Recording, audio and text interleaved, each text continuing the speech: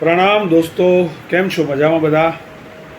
આજના આ વિડીયોની અંદર આપણે લઈશું માનવ ભાવમાં આત્માએ ધંધો શો રાખ્યો. એક સવાલ જે નંબર છે 135. પાપાનું બંધી પુણ્યનો ભોગવટો એટલે શું? મનુષ્ય ગતિમાં આવતા પાપ, દુઃખ, અગવડ, આપત્તિ અને નરક તિર્યંજ ગતિમાં આવતા દુઃખોની સરખામણીના આધારે કર્મોની આવક જાવક સમજાવીશું. વિસ્તૃત માહિતી. દેવલોક અને નરકની અપેક્ષાએ પાપ કર્મોની જાવક આવક સમજાવીશું. અને સંસારને ઓળખતા નથી માટે શું થાય છે તેની વાત કરીશું. તો ચાલો મિત્રો, શું તમને જાણવામાં ઇન્ટરેસ્ટ છે? તો ચાલુ કરીએ. માનવ ભાવમાં આત્માએ ધંધો શો રાખ્યો? મોટો વેપારી, પણ વેપાર શેનો? તો કે ઉકરડાના ઇજારાનો. સારા આર્યદેશ આર્યકુળમાં જન્મ મળ્યો અને આત્માની વાતો મળી, પણ એને આત્માનો સળગતો વિચાર જ નથી. એટલે આત્મહિતના ઉદ્દેશથી અનુકૂળતા પ્રતિકૂળતા ભોગવતા આવડતી નથી. તેથી સતત અશુભ રાગદ્વેષ, ક્રોધાદિ કસાયોમાં અને દુર્ધ્યાનમાં ડૂબ્યા રહેવાનું થાય છે. એટલે લોટ બંધ એટલે જથ્થાબંધ પાપ કર્મોની ખરીદી થાય છે.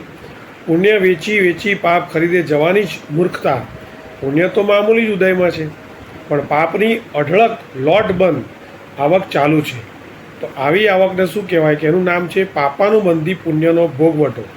જે પુણ્ય આવ્યું છે તે પાપનો અનુબંધવાળું છે, એ પાપ કરાવે છે. એટલે આવેલું પુણ્યથી બંધાય છે પાપ. અનુબંધ એટલે પાછળ શું થાય છે? પુણ્યના આવવાથી પછી શું થાય છે? તો કે પાપ થાય છે. ત્યારે અહીં પ્રતિકૂળતા આવે, અગવડ આપત્તિ દુઃખ આવે, તોય તે નારક તિર્યંચોના દુઃખ આગળ શી વિષાત્વ? કંઈ જ નહીં.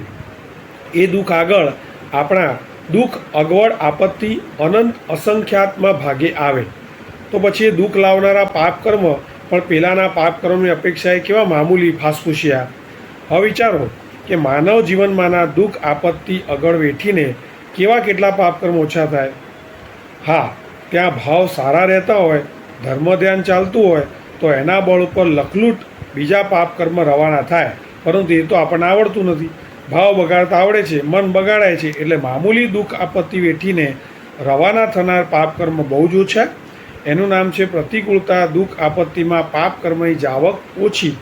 ત્યારે ભાવ બગાડીને મનને તીવ્ર દુર્ધ્યાનમાં લગાડીને પાપ કર્મો નવા બને, એ પાપ કર્મોની આવક બહુ જ જંગી, વધારે પ્રમાણ.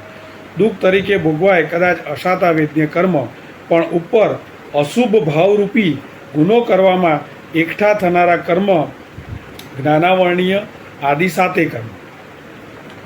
નાનકડું દુઃખ તરીકે ભોગવાનું અસાધા વેદ્ય કર્મ આવ્યું, એ ન સહન થાય. એટલે હાઈવોયની અંદર જે નવા ગુના થાય, નવા પાપ બંધાય, એ સાથે સાથ કર્મ બંધાય. એમાં જ્ઞાનાવર્ણીય કર્મ અને વેદનીય કર્મ ને બધા.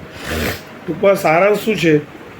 દેવલોકની અપેક્ષાએ અહીં મળતા મામૂલી સુખ કે નરકની અપેક્ષાએ અહીં મળતા મામૂલી દુઃખ ભોગવતા નથી આવડતું. તેથી પાપ કર્મોની જાવક ઓછી અને પાપ કર્મોની આવક ઘણી. તો પછી આપણે ઉકરડાના ઇજારદારને, સંસારને ઓળખતા નથી. એટલે સુખ અને દુઃખ બંનેમાં ચિત્ત બગાડાય છે, ભાવ બગાડાય છે. નજર સામે સંસારનું ચિત્ર ખડું રહે તો અશુભ ભાવ લાવતા પહેલાં લાખ વિચાર પડે.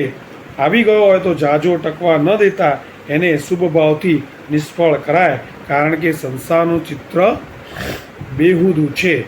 તો આ આપણે અહીંયા 139 સવાલ પૂરા કર્યા. 135થી 139 આ વિડીયોમાં હતા. આપણે આ જે આપણો સારાંશ કર્યો એની અંદર, આ વિડીયોની અંદર આપણે સૌથી અગત્યની વસ્તુ શીખ્યા, પાપાનું બંધી પુણ્યનો ભોગવટો. તો આપણે એના પર જ આગળ વધીશું. આવતા વિડીયોની અંદર સંસાર શું છે, સંસારની આખી ડીપમાં વ્યાખ્યા સાહેબજી જે લખી છે એ આપણે વાંચીશું. ખાસ ઘણા બધા લોકો વિડીયો જોતા હશે, ગમતો પણ હશે. મારી એક જ રિક્વેસ્ટ છે, જો 2 મિનિટ કે 3 મિનિટ કે 5 મિનિટ ગમે તો એન્ડ સુધી સાંભળવાનો આગ્રહ રાખો. તો તમને ઘણું બધું તમારે લાયક આમાંથી મળી રહેશે. તો જેણે સબસ્ક્રાઈબ ન કર્યું તે કરજો.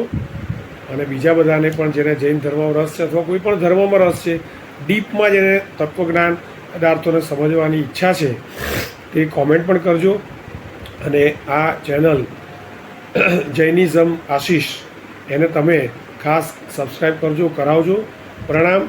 જય આદિનાથ. જીના જ્ઞાનવૃત્ત કંઈ પણ કહેવાય ગયું ત્રિવેદી મિચ્છામિ દુક્કડમ. પ્રણામ.